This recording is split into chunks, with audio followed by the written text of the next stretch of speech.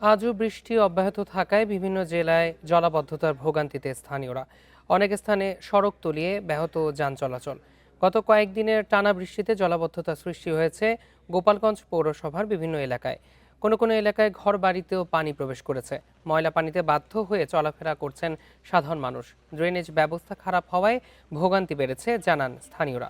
চাঁদপুরের হাজীগঞ্জ পৌর বাজার এলাকায় জলাবদ্ধতার ভোগান্তি বেড়েছে, তলিয়েছে প্রধান প্রধান সড়ক, দোকানপাট ও নিচু এলাকা। খুলনা ও সিলেটেও দুদিন ধরে বৃষ্টির ভোগান্তিতে সাধারণ মানুষ। এর মধ্যে আগামী 2 দিন মাঝারি থেকে ভারী বৃষ্টির পূর্বাভাস দিয়েছে আবহাওয়া অফিস।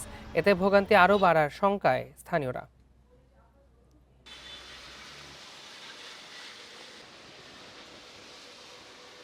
হওয়ার কারণে আমাদের রাস্তাঘাট তলিয়ে গেছে এবং ঘর বাড়িতে পানি উঠে গেছে, যার কারণে আমাদের বাইরে বেরোনোই দুষ্কর হয়ে গেছে।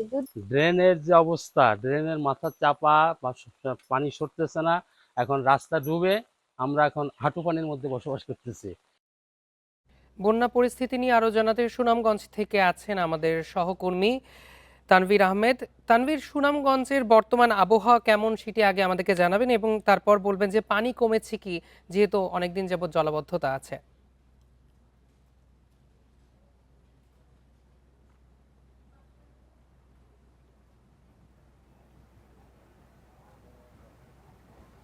শুরুতেই জানিয়ে রাখি যে আজকে সকাল থেকে কিন্তু থেমে থেমে বাড়ি থেকে মাঝারি বৃষ্টিপাত হচ্ছে, এবং যেহেতু বৃষ্টিপাত অব্যাহত আছে, নদ নদীর পানি বাড়ার কথা, কিন্তু এখন পর্যন্ত কিন্তু নদ নদীর পানি বাড়ছে না। আজকে যদি আমি সকালের পর থেকে এখন বেলা 3টা, সেই 4টা, সেই 4টা পর্যন্ত যদি পানি উন্নয়ন বোর্ডের যে তথ্য, সেই তথ্য আপনাকে জানিয়ে রাখি যে সুনামগঞ্জের যে সুরমা নদী, সেই সুরমা নদীর পানি কমেছে 5 সেন্টিমিটার। 5 সেন্টিমিটার পানি কমে এখন পর্যন্ত 55 সেন্টিমিটার নিচ দিয়ে পানি প্রবাহিত হচ্ছে। তবে পানি উন্নয়ন বোর্ডের পক্ষ থেকে বলা হচ্ছে যে যেহেতু বৃষ্টি অব্যাহত থাকার একটি পূর্বাভাস আছে, সেক্ষেত্রে সুনামগঞ্জের যে নদ নদীগুলো আছে, সেই নদ নদীগুলোতে পানি কোথাও কোথাও বিপদসীমার কাছাকাছি, কোথাও কোথাও বিপদসীমা অতিক্রম করতে পারে। তবে সবগুলো নদ নদীর পানি কমছে, এটি পানি উন্নয়ন বোর্ডের পক্ষ থেকে বলা হচ্ছে। আর যেহেতু তাহিরপুর সুনামগঞ্জ সড়ক ইতিমধ্যে এখন পর্যন্ত কিন্তু সড়কটি পানিতে নিমজ্জিত আছে, এবং এই সড়ক দিয়ে কিন্তু সুনামগঞ্জের সাথে তাহিরপুর উপজেলার এবং বিশম্বরপুর উপজেলার আংশিক মানুষজন কিন্তু যাতায়াত করেন। তো এই যে আসলে দুদিন ধরে সুনামগঞ্জের সাথে তাহিরপুর উপজেলার যে সরাসরি সড়ক যোগাযোগ বিচ্ছিন্ন রয়েছে, এতে কিন্তু মানুষজন ভোগান্তিতে রয়েছেন, এবং তাদেরকে আসলে বাড়তি ভাড়া গুনতে হচ্ছে যাতায়াত করতে, এমনটিও আসলে তারা অভিযোগ করছেন। তবে প্রশাসনের পক্ষ থেকে বলা হচ্ছে যে যেহেতু এটি একটি প্রাকৃতিক দুর্যোগ, সেই দুর্যোগে যেন কেউ আসলে অতিরিক্ত ভাড়া না নেন, সে বিষয়ে তারাও আসলে নজরদারি রাখছেন, এবং স্থানীয়দেরকেও বলছেন যে তারা যেন কোনোভাবেই মানুষের কাছ থেকে অতিরিক্ত ভাড়া আদায় না করেন। তবে সার্বিক পরিস্থিতি এখন পর্যন্ত যদি বলি, যেহেতু বৃষ্টি অব্যাহত থাকার একটি পূর্বাভাস রয়েছে, নদ নদীর পানি বাড়বে এবং কোথাও কোথাও আসলে নিম্নাঞ্চল প্লাবিত হওয়ার একটি আশঙ্কা রয়েছে। তবে পানি উন্নয়ন বোর্ড এবং প্রশাসনের পক্ষ থেকে বলা হচ্ছে যে যদি বন্যা পরিস্থিতি সৃষ্টি হয়, তারা সব ধরনের প্রস্তুতি ইতিমধ্যে সম্পন্ন করেছেন, এবং যে কোনো পরিস্থিতি মোকাবেলায় তারা প্রস্তুত আছেন। তো এই ছিল সুনামগঞ্জ থেকে সর্বশেষ।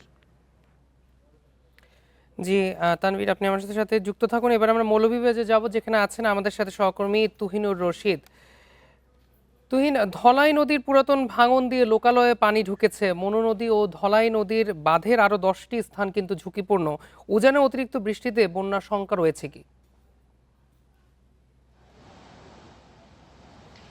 দেখুন, ধলই নদীর যে বাঁধ ভেঙেছিল, সেখানে ধলই নদীর পানি বিপদসীমার নিচে নেমে আসায় কিন্তু ওইসব এলাকা থেকে পানি নেমে যাচ্ছে। কিন্তু যেটি হচ্ছে যে মনু নদীর কিন্তু ভাঙ্গন দেখা দিয়েছে একাধিক স্থানে।